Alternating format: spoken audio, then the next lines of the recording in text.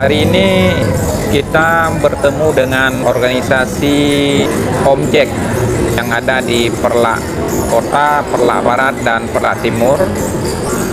Dengan teman-teman Omjek atau sebutan RBT ini ada sekitar 90 orang lebih dalam rangka ngopi bareng dan juga menyerap aspirasi apa yang disampaikan oleh teman-teman dan mendukung penuh keberadaan organisasi Omjek di Perlak.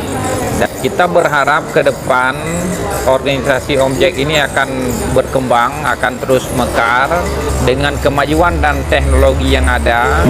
Nah, kita berharap para pengurus dan anggota terus belajar dengan kemajuan teknologi seperti yang ada di kota-kota besar. Nah, kegiatan lagi nyo kata merumpuk ngensidro yaitu Pak Iskandar Bauro yang melihat hatatnya kegiwate dan kesempatan kita nyo sehingga ada kekumpakan kita nyo dan lagi Allah Ta'ala genyan berlancar perjalanan dan kita nyo bersehat, bergebi rezeki, beringat sabi-sabi ke